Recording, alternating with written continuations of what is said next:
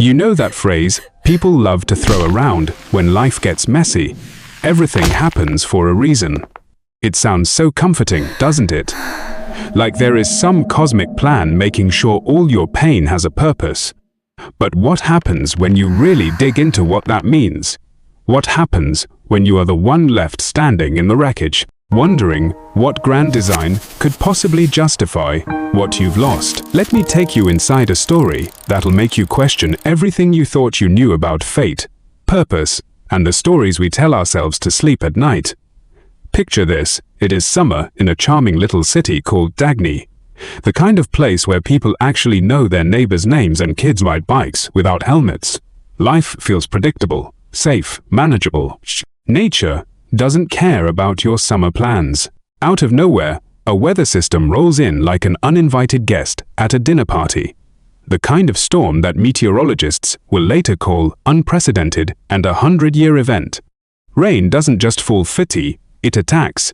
The city's drainage systems, designed for normal Tuesday afternoon showers, surrender immediately. Streets transform into rivers. Basements become swimming pools. And suddenly, this sleepy little city becomes a disaster zone. Now, here is where our story gets interesting. 3 people, same flood, 3 completely different outcomes. And each one will teach you something devastating about the stories we tell ourselves when chaos strikes. Meet Renee first. She is 20-something, relatively new to city life, and smart enough to recognize danger when she sees it. The moment that flash flood warning hits her phone, she is out. No hesitation. No, let me just grab a few more things.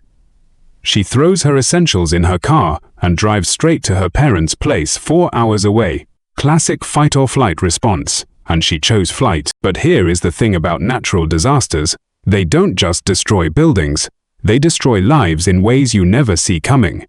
Renee's duplex, gone. Not damaged, not repairable. Footer, completely destroyed. Her lease gets terminated. Her security deposit becomes worthless paper, and suddenly she is homeless through no fault of her own. Most people would call this a tragedy. Renee, she makes a different choice. Traumatized by the whole experience, she decides city life isn't for her anymore. She moves to a small town about halfway between her childhood home and Dagny. New place, fresh start, right? And that is where she meets Stephen. Picture the most awkwardly charming meet cute you've ever seen. Renee's carrying moving boxes, probably cursing under her breath about how heavy books are when this guy appears. Stephen's got that endearing combination of being drop-dead gorgeous and absolutely terrible at talking to women. He introduces himself with all the smooth confidence of a teenager asking someone to prom. But here is what is magic about real connection footy: it doesn't need perfection. These two just click, not in some Hollywood montage way, but in that rare, authentic way where you find someone who laughs at your jokes, gets your references, and makes you feel like you've been waiting your whole life to have this exact conversation. 2 months later, they're dating. 2 years later, they're married. And on their first wedding anniversary, sitting in some restaurant that is probably trying too hard to be romantic, Renee says something that millions of people say every day. Everything happens for a reason. She looks at Stephen with tears in her eyes and says, "That flood was the universe's way of pushing me onto my life's course. To find you, to find this life. I am so happy it happened." Beautiful story, right? The flood that destroyed her home led her to the love of her life. Proof that everything happens for a reason. Case closed. Except here is what Renee doesn't know. Here is what she can't know, because she is living her own story, not everyone else's. 3 streets away from that anniversary dinner, there is another flood survivor. His name is Gustavo, and his story doesn't fit quite as neatly into the everything happens for a reason narrative. Gustavo made a different choice than Renee. When that flood warning came through, he looked outside, saw some rain, and figured he'd weathered storms before. He'd lived in Dagny for years. Floods were common. This would pass like all the others. He stayed put. Big mistake. By the time Gustavo realized this wasn't just another storm, it was too late to leave. Water started pouring into his house, through doors, through windows, erupting from vents, like some kind of apocalyptic fountain show. His furniture started floating. His life started literally washing away around him, and then the glass coffee table decided to join the party. A piece broke off and slammed into Gustavo's ribs, slicing open his abdomen, like he was in some twisted home renovation accident. Now he is trapped, bleeding, alone, with contaminated floodwater rising around him. 3 days. That is how long Gustavo spent trapped in his own home, injured and getting sicker by the hour. When the water finally receded enough for paramedics to reach him, he was in rough shape. Fractured rib, serious infection, the works. But here is where Gustavo's story takes a turn that Renee never could have predicted. The doctors are running routine X-rays on his chest, checking for internal damage from the glass, when they spot something that has nothing to do with the flood. A shadow on his lungs. A tumor. Lung cancer, probably from years of smoking, caught in its early stages, but aggressive and fast-moving. The doctor tells Gustavo something that changes everything. If we hadn't caught this now, it would have killed you within months. The flood saved your life. Think about that for a second. The same disaster that led to Renee's fairy tale romance literally saved another man's life by forcing him into a hospital where doctors discovered cancer that would have otherwise gone undetected until it was too late. Several months later, Gustavo's at his own celebration dinner. Cancer-free, smoke-free, alive. His family's raising glasses, and they're asking him to make a speech. This guy, who is normally shy as a church mouse, suddenly finds his voice. He talks about sitting in his attic, bleeding, sick, thinking he was going to die. How he prayed for God to save him, wondered why his prayers weren't being answered, wondered what he'd done to deserve this punishment. And then he says something that mirrors Renee's words perfectly. Everything happens for a reason. God has a plan for us all. You just have to wait and trust in it. Two people, same flood. Both convinced their experience proves that everything happens for a reason, both using their survival and subsequent good fortune as evidence of some divine plan or cosmic justice. But there is a third person at this disaster, and her story is going to shatter everything you think you know about. Finding meaning in chaos. Meet Alithia. She wasn't even in the city when the flood hit.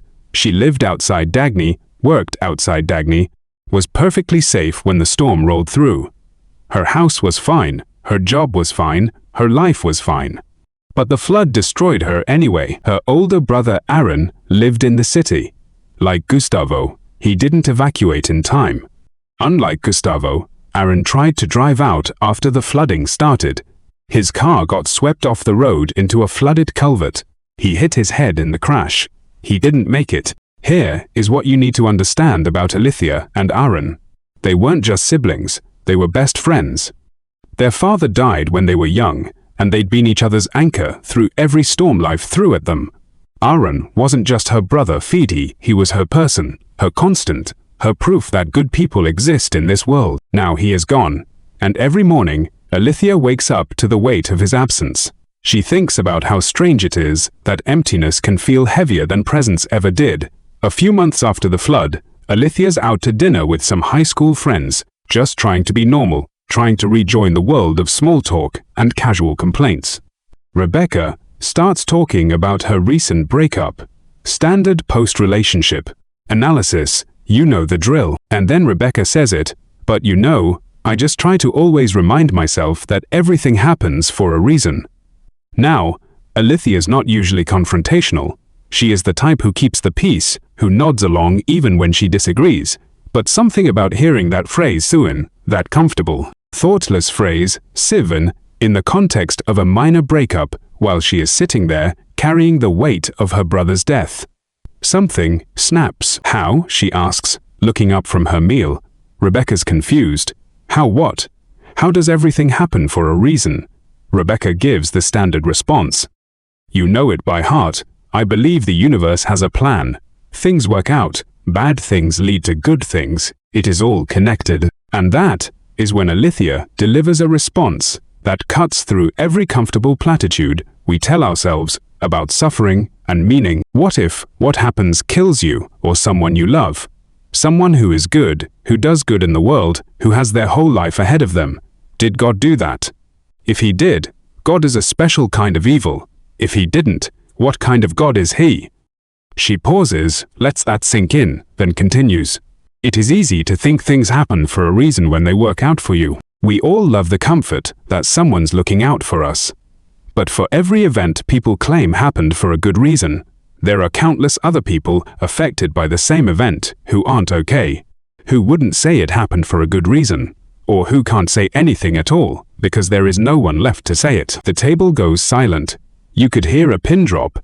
Then Alethea delivers the line that is going to haunt you. Things just happen. And if you are lucky enough to still be alive after they do, I guess you can look for a reason or try to make one up. But that is as good as it gets.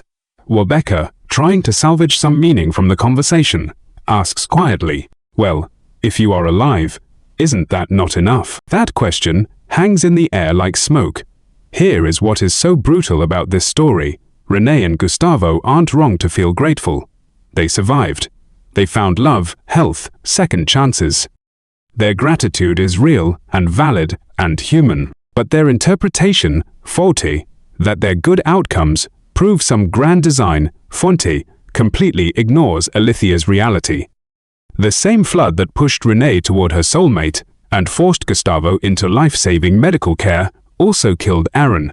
Not because Aaron was a bad person, not because he deserved it, not because his death served some higher purpose that will be revealed later. He died because water is heavy, cars float, and physics doesn't care about your moral character. This is the problem with everything happens for a reason. It is not that the phrase is always wrong. Sometimes random events do lead to positive outcomes. It is that the phrase treats survival and good fortune as evidence of cosmic justice while conveniently ignoring everyone who didn't survive. Everyone who didn't get the happy ending. Everyone whose story ended in the middle of a sentence. When you say, everything happens for a reason about your own good fortune, you are implicitly saying that other people's tragedies also happen for a reason. You are suggesting that the universe looked at Aaron and decided his death was necessary for some greater good.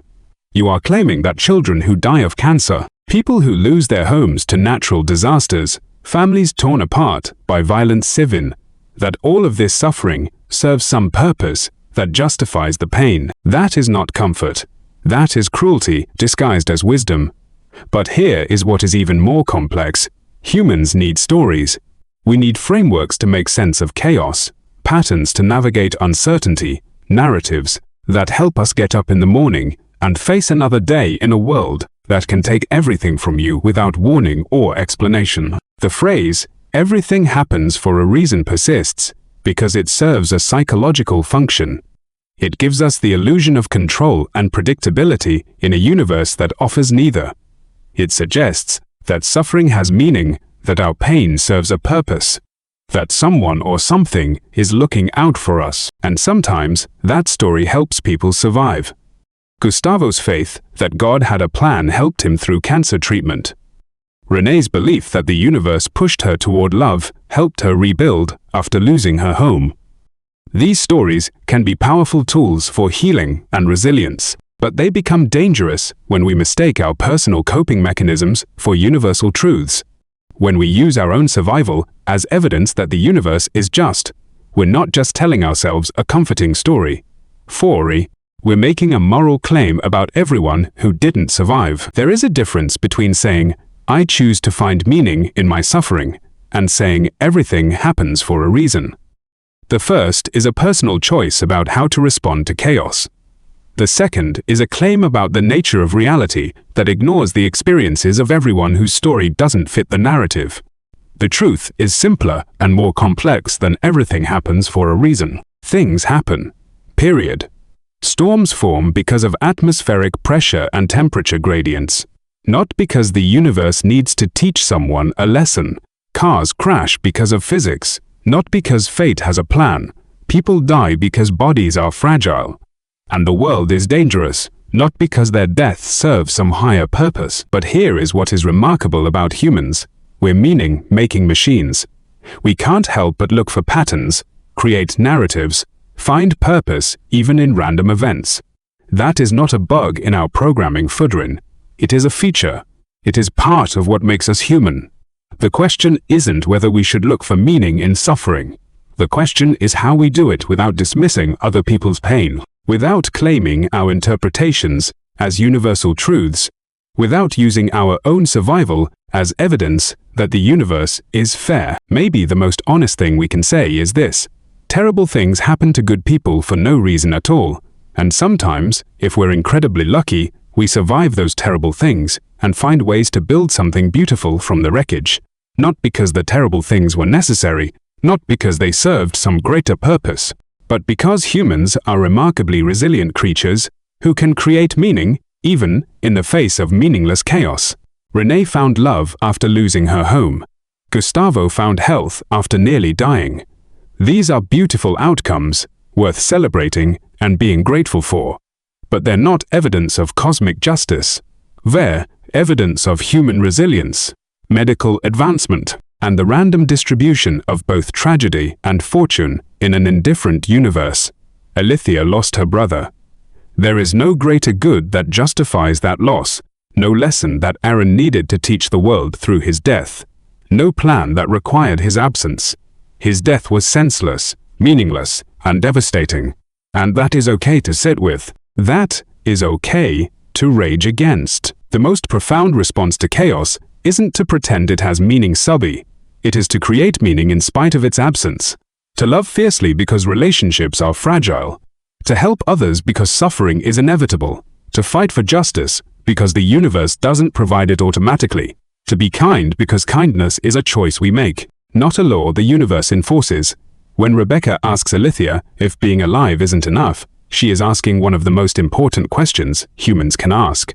Is existence itself meaningful, even without a grand plan?